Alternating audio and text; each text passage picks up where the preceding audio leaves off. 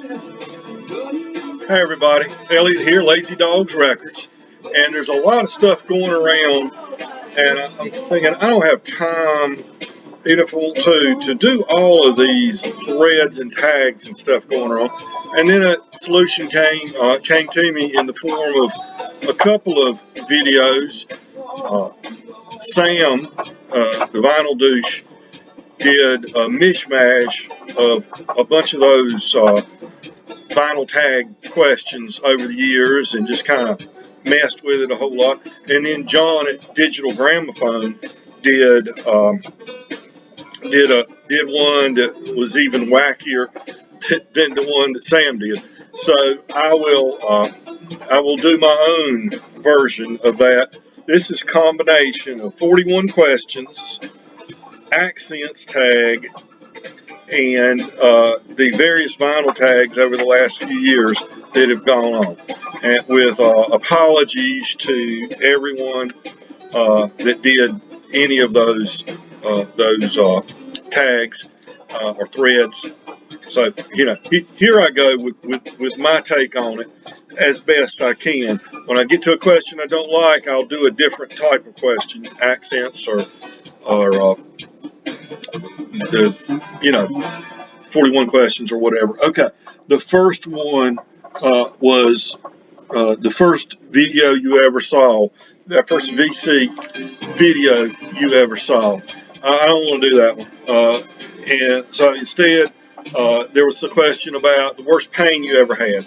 That's easy for me. Yellow jackets. Late summer, early fall, yellow jackets.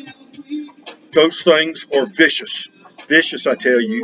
I had a steep incline along my carport, just outside my carport, that I had, and there'd been some trees growing there, and I'd had to put trees pulled up, so there's holes where the roots were and stumps were and stuff. Yellow jackets would get on in there, and they go in the holes in the ground. And I got attacked 2 or 3 times. Late summer, those things get really vicious, and they chased me into the house and were stinging me in the house. They get under your shirt. You're trying to figure out where all they are. They get, you've got shorts on. They get under your shorts, up on. It is some of the worst pain you've ever felt. And the worst part is knowing, even after you finally killed that last SOB, that it's going to be days before you feel any better.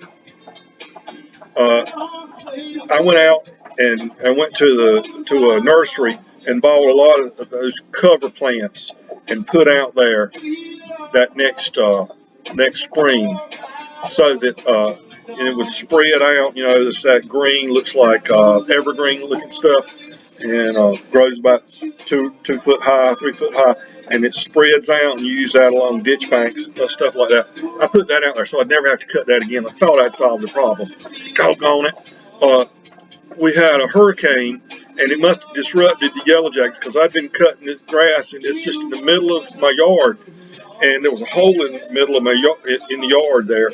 They had relocated evidently into that hole, and I came by cutting that grass on riding lawnmower, and they got me, and I mean, it must have been 5,000 of them went after me, got me and ran me into the house. I was hurting so bad. Oh God, they got me again. This has happened like 4 or 5 times. So bad, I said, I'm going to start paying somebody to cut my grass. I don't, but oh man, I tell you what, they are little, but they are mean. They're vicious. So that's, and like I said, you take the Benadryl and you hope you don't have a reaction and your throat doesn't close up. That's the scary thing. The more this happens, the more the odds are that your body doesn't react well to it the next time, and you have to call the EMTs. So I'm hoping I never get attacked by yellow jackets again. But boy, they're awful. Okay, number 2. Shout out to other channels. I ain't going to shout out any channels. There's a bunch of great channels. We talk about how good all these folks' channels are all the time. I want to complain a little bit. I'm going to try to be positive all the time. Be kind to your neighbor. But I don't like people that come across as this is just this fun little hobby thing, and but really in actuality, they're trying to sell you something or trying to make money, monetize. Now I understand sometimes people get a certain number of subscribers and there's going to be some ads there and everything, but that's fine as long as they're not blatantly out there trying to just clickbait you into something, that's fine. But I can't stand the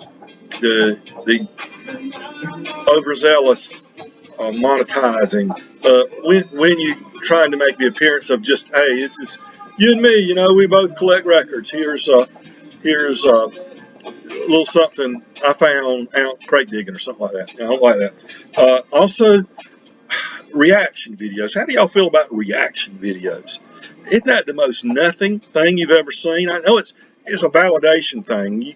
Something pops up and it's to a song that you are an artist that you like, and they say, so and so reacts to whoever, Jason Isbell's Elephant or whatever. Okay, but what it is, it's type of validation. We're looking to validate what we like, so we click on these things and we watch them, and it makes us feel better when somebody that's not stereotypically someone that would like that music likes it. But it's all just, it's nothing. It's nothing burger. Because here's what they do. They'll watch it for a little while and say, okay, I don't know. They'll mispronounce the artist's name and say, I don't know how you say this. So, is that right? Tell me in the comments. Or then they'll, okay, well, here we go. Let's play it. And they'll start playing it. And then they'll go, woo. And they'll stop it. And they say, oh, that guy's got a voice. Woo. Click it again, they'll watch it a little while and go, play the song through, stopping it every so often, making some random comment, and then that's it, basically. Then they say, okay, that's it, make your comments below. They haven't done anything other than give you facial expressions and random useless comments about the music. I guess it's a way for people to monetize the channel, and they're going to make money. There's a couple of them that are okay. There's a guitar teacher that does reaction videos, and what he does is he breaks it down, and he'll stop it and he say, okay, I believe what he's playing here, and he'll talk about the structure of the song and things like that. There's a guy from England, something Pegasus or something, and he does similar thing. That's got substance, if you're trying to learn how to play a song or something, you learn a little bit about, how it's structured, how it's put together, and things like that. But that's the exception, not the rule. That's just clickbait stuff, and I can't stand that. Okay, number 2, hobbies.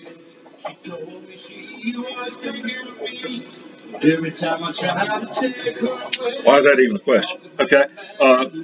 Number 4, why do you collect? You're asking somebody in the VC why they collect? See, I did the reaction thing.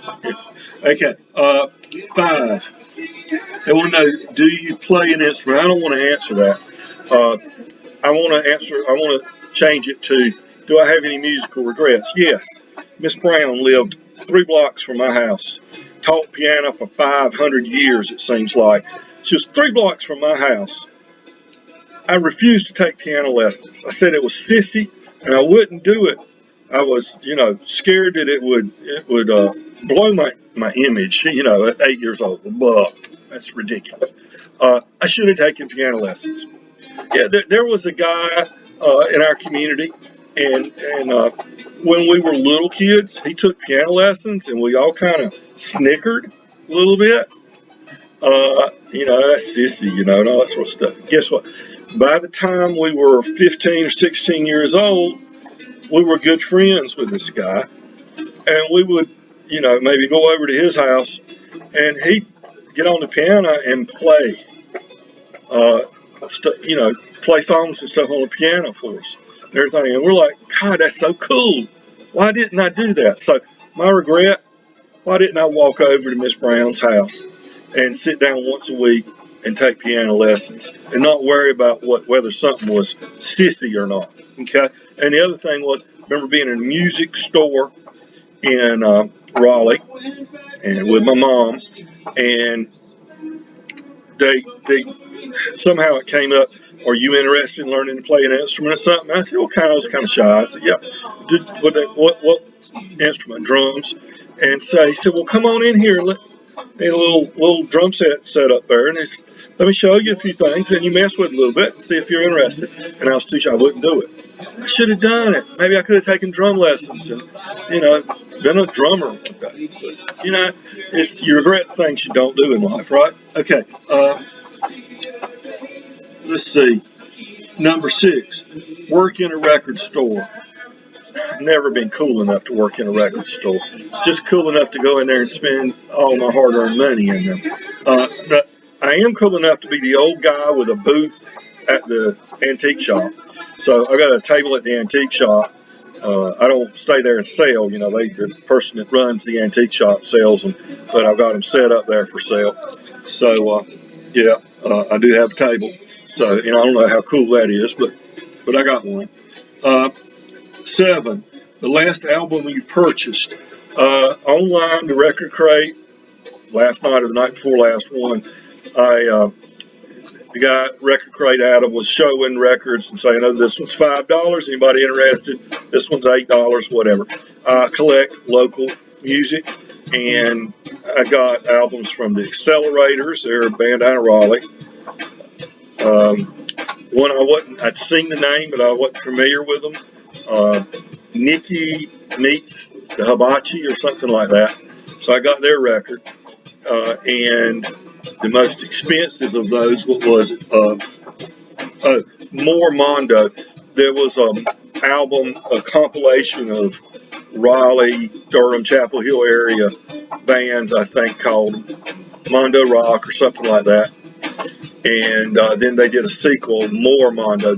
I bought the More Mondo, so now I have to be on the lookout for the original one. But it's got the Bad Checks on it, Southern Culture on the Skids, and several, maybe the Pressure Boys, I'm not sure, several groups on it. Hadn't gotten them in the mail yet.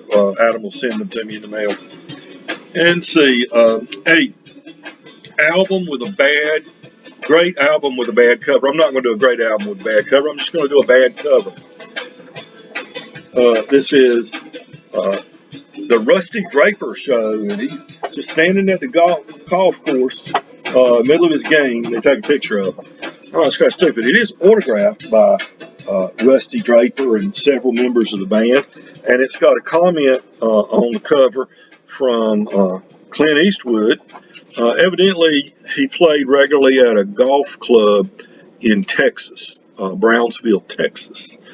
And so it's on Golden Crest Records, Huntington Station, New York. I've never listened to it. I bought it and cleaned it up. Eventually, I'll listen to it, but I'm not expecting a whole lot from it. Now somebody tell me, Rusty Draper, he's great. I don't know about that. Okay. Number 9, wish you had an OG. What's OG? They're talking about an original press, right? Original gangster? Why do they say OG? Am I missing something? I usually am missing something. But wish you had... I don't get being obsessed with first pressings and things like that. Yeah, well, maybe if it's an album that the sound is, greatly superior with the original pressing, talk about the Led Zeppelin album that's, so much better that they pulled from the shelf, things like that. But, I'm not in it to make money, so I don't get that. Give me a good, clean copy. I don't want a pressing that was poorly done, poorly mastered or something, if there's a better master. I want it to sound good, but look, 95% of us now, 90% of all statistics are made up on the spot. 95% of us don't have audiophile stereos. We don't have $5,000 turntables, $8,000 speakers, and $10,000 amps and all that sort of stuff. We don't have a cartridge that sells for you know, $1,200, things like that. Most of what we're talking about here, you're not going to hear on a normal stereo, you know, especially if you got 6 decades old ears to listen with. So, you know, I think that's overdone. It's my pet peeve now. I probably pissed somebody off when I said that. Let's see. Female artists. Why female artists? Why not just artists? You know, what is it? You sexist here or something? What's the deal? Female artists, male artists, you know, just artists. How about artists? Okay, this artist happens to be female, and Laura Nehru, and this features LaBelle, Patti LaBelle, and you know the singing group LaBelle. She was a great songwriter. Don't say she was a great female songwriter. She was a great songwriter. Okay, wrote so many hits for Fifth Dimension, Three Dog Night, and so many other artists, and put out some really good albums. This being one of them. Okay, let's see. A worm song, an earworm song. Listening to this today. The Fifth Dimension, the Age of Aquarius. Aquarius is a earworm song. Okay, great. How many of you, raise your hand, if you watched the Fifth Dimension a bunch on the Ed Sullivan Show? It seemed like they were on there all the time to me. Now, that's just my childhood memory. But that's how I remember it. Okay, number 12, posthumous release. I'm not going to do a posthumous release. So I'll answer one of the 41 questions. Ever had a gun pulled on you? Not going to answer that one either. I don't think I have. I've been around guns being pulled on people, but has actually pulling it on me, you know, with the intention toward me? No. When I was a senior in high school, I worked at a gas station, and Friday and Saturday nights in this little town I live in, Friday and Saturday nights could get kind of interesting about, you know, 10 or 11 o'clock at night. And I had a big fight broke out at the gas station that I was not involved in. I was the worker witnessing all of it. And it was crazy. I won't go into a lot of details because all these people, no, a couple of them have passed away, but I knew all of them. A bunch of them have passed away, in fact. And the fact that those still living, I saw 2 of them this weekend, Thursday or Friday.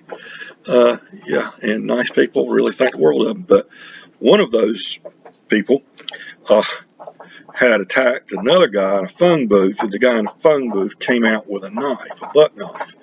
He was a well-known knife fighter. And so he reassessed the situation when the buck knife came out swinging at him out of the phone booth, and he ran around the gas pumps, and I was in the other side of the gas pumps taking the readings at the end of the night. And he said, hey, he was doing like this. Remember John Belushi when he does like this and Animal House?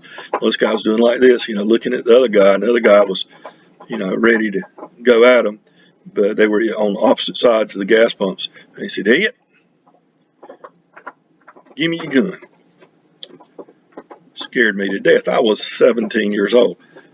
I called his name. I won't call his name here. Says, I ain't got no gun. I lied. The guy I was working for was such a big idiot that he gave a 17-year-old kid on a Saturday night a .22 pistol to carry in his pocket working that shift. Now, was that not stupid? But I, stupid enough to take it and put it in my pocket, was smart enough not to take that gun out and hand it to him. So I told him I didn't have it. They said, that's all right. Give me a knife. And I said, yeah, I ain't got no knife. I had a knife in my pocket too, not to fight with, but everybody carried a knife back then. You know, you needed it for different things. And then he said, that's all right. And he ran across the gas pumps, jumped into the car of the guy that I was working with, that was one of his neighbors, and took off on his car. And so it was a wild night. So no, I've never had a gun pulled on me, but I have been in a situation where knives and guns and things were threatened. I was just a bystander, though. I don't ever get in that sort of mess. I always try not to. Okay, let's see where I am. Impulse artists. If I see a Frank Sinatra record for $1, I'll buy it. I'll check it, and even if it's kind of shaky condition, I'll usually give them $1 for it, because I just, this impulse buy. I like Sinatra. My mama's favorite artist was Frank Sinatra, so I like Sinatra, and I love to hear him sing. And I got a bunch of Sinatra. A lot of them. Most of them are trashed, but if I buy 5 Sinatra records and 4 of them are trashed and 1 of them plays really well, what have I got? A great album that cost me, on the average, $5, because I paid for 5 of them at $1 a piece, and 1 of them turned out to be good. Okay, and let's see, underrated album. Let's do underrated artist. Here's a guy we never got to hear enough of, Steve Forbert. From Alabama, I believe, Mississippi, I think. And this is Jack Rabbit Slim. This was a successful album, but he kept getting compared to Bob Dylan, which is the curse of every good songwriter, to get compared to Bob Dylan. And so I saw him in concert one time. Didn't ever reach his full potential, I think, because of unfair media labeling. Okay, let's see. Double album. Here's a good one I was listening to today on CD in my car. Joe Cocker, Mad Dogs and Englishmen. Great album. Leon Russell put that band together, and they went on tour. Rita Coolidge is on here. She sings Superstar. A lot of guys. Jim Gordon's on the drums, and Jim Price on the trumpet, and Bobby Keys on the tenor sax. Just a Leon, of course, on the piano and the guitar. Just a really Carl Riddell on the bass. Just a really great, fun album. I'm not saying great, it was just a fun, good album. Let's see, with a band that was just thrown together, put together, and they worked on and then went on tour very rapidly. All because Cocker came over to the U.S. and couldn't bring, or didn't have, or something, a band, and they had to put something together quickly to capitalize on his success. Okay, Rainy Day album. Mississippi John Hurt. This is the 1928 sessions on Yazoo. How can you resist listening to this on a rainy day? Got the Blues, Can't Be Satisfied, Lewis Collins, Avalon Blues, Nobody's Dirty Business, Frankie, Staggo Lee Blues, Candyman Blues. Oh man, that's some good stuff on a rainy day. Okay, let's see. Artist you met. I met a couple of them before. Let's do artists you almost met. Okay, Carolina Opera House in Greenville, North Carolina. I was in college at East Carolina, and Johnny Paycheck was playing the Carolina Opera House.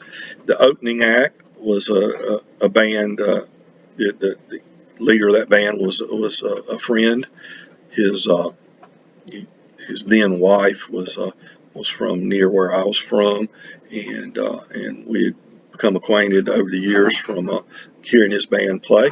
And we were talking on the side of the stage after he had played his set, and the topic of Johnny Paycheck, who was the headliner that night, came up, and he says, well, you want to meet him? I said, sure, I want to meet him. He said, well, come with me. And we were on at the side of the stage, and we walked back into the back there, and there was Johnny Paycheck on the first step leading up onto the stage with his back to us. And we come walking up, and just as my friend's about to say, Johnny, I want you to meet somebody. Just before he got that out of his mouth, the PA announcer says, ladies and gentlemen, Johnny Paycheck. And Paycheck goes walking off up onto the stage and started his show. So almost met Johnny Paycheck. Okay, sentimental value. I don't want to do that one. Hamburgers or hot dogs? I say yes. But the hot dogs have to be Bright Leaf from the Carolina Packers in Smithfield, North Carolina. Bright Leaf hot dogs are the best hot dogs in the world. And you need slaw and mustard, and maybe some onions, maybe, if you want them. That's about it. So hamburgers and hot dogs, not or hot dogs. I had both on the 4th of July. Okay. Album that turns 20. I don't feel like trying to go through all these records and looking at what year they were released. 20 years ago was 2000, and most of them are CDs anyway. You couldn't get the album back then. So instead of that, the accent thread. I've done a few questions from the accent thread. But accent, what accent? I don't have an accent. It's all you other people that have accents. I talk right. Okay. Trilogy of albums. Okay, it's supposed to be tied together. I remember doing this one for tied together.